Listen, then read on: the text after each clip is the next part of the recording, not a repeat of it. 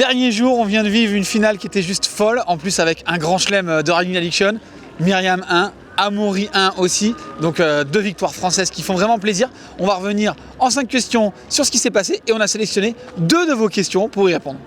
Comment expliquer les décalages de performance de nos juniors français entre les Coupes de France et les Coupes du Monde?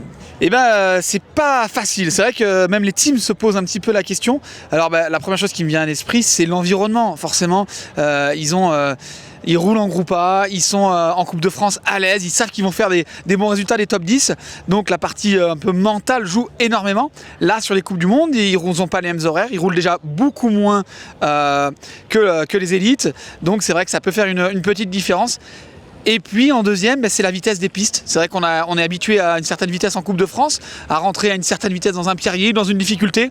Et puis là, en Coupe du Monde, ça rentre beaucoup plus vite, les pistes sont beaucoup plus larges. Alors est-ce que le pas pour passer de la Coupe de France à la Coupe du Monde est un peu gros? Je sais pas. En tout cas, la vitesse, c'est sûr qu'elle est complètement différente. Au niveau des résultats, on a quand même Alix et Kimi qui se suivent de très près, qui nous font un bon top 10, et Ugo Marini malheureusement qui casse sa chaîne sur la triple, mais on va les revoir dans tous les cas en Andorre. Loïc Bruni qui s'éloigne du général, mais au final, pour un pilote, vaut-il mieux gagner le général ou devenir champion du monde? Oui, c'est sûr qu'il s'éloigne. Ça devient un petit peu plus compliqué, mais bon, rien n'est jamais perdu. On a vu encore qu'il reste encore beaucoup de manches, il peut se passer encore beaucoup de choses. Après, je pense que pour Loïc, la priorité, c'est déjà d'être à 100%, de prendre maintenant course par course. Gagner une course, c'est toujours quelque chose quand même d'incroyable, surtout à ce niveau, surtout avec la densité qu'on a. Après, on va pas se mentir, les championnats du monde sont clairement, à mon avis, un objectif pour lui. Mais aujourd'hui, je pense qu'il prend le départ pour bien marquer quelques points et puis aussi se remettre en condition de course, essayer de reprendre un départ parce que on l'a un petit peu oublié, mais il sort de cette blessure et il faut se remettre un petit peu dans le train. Et quand on voit la vitesse à laquelle ça roule, il faut vraiment pas traîner. Les écarts chez les filles viennent-ils principalement des difficultés techniques de la piste ou purement de l'engagement? C'est vrai qu'on a des écarts assez importants. Mais je dirais vraiment que ça dépend du profil de la piste. Déjà chez les garçons, l'affect avec la piste, ça fait de grosses différences. Et chez les filles, ça pèse encore plus. Un gros saut, une grosse marche. Je pense à Léogang par exemple, où il y avait ce mur en bas dans la boue. Donc c'est vrai qu'on peut avoir des profils de filles qui sont différents, qui apprécient les sauts, qui apprécient peut-être la technicité. Au final, on a des résultats différents.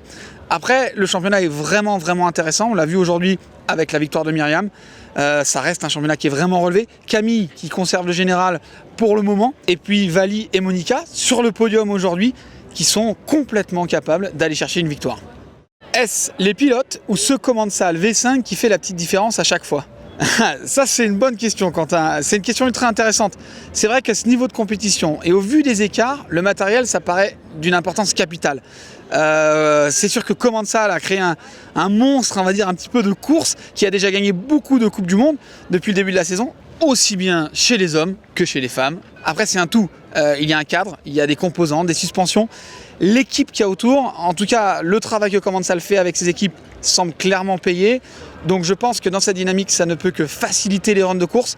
Mais bien sûr, les pilotes, je pense à Amaury, Camille et Myriam, restent pour moi le point de départ. C'est bien leur talent qui fait la différence. 2022, l'année du maillot arc-en-ciel pour Amaury Pierron. Très bonne question, Alfred. Et on commence à se la poser de plus en plus. Momo paraît impérial. Aujourd'hui, il gagne le time training, la qualif, la course. C'est un grand chelem. Donc il est clairement en confiance. Et puis il a déjà gagné 3 Coupes du Monde sur 4. Donc il a clairement le rythme. Après, on connaît la pression d'un championnat du monde. Le grand chelem général et championnat du monde, c'est toujours dur à réaliser. Et puis il reste encore 3 courses avant ces championnats du monde, dont la tournée Canada-US. Ça peut fatiguer les pilotes, ils partent loin, il y a ce jet lag. Ça laisse encore bien du temps à toutes les équipes de se préparer. Et pour le moment, il est bien sur les épaules de Greg Minard, qui en plus fait 3e aujourd'hui, donc qui revient clairement dans le rythme. Sans oublier Loïc, qui revient de blessure, et Finn, 2e aujourd'hui, qui seront forcément fin prêts au mois d'août au G pour essayer d'aller chercher ce maillot arc-en-ciel.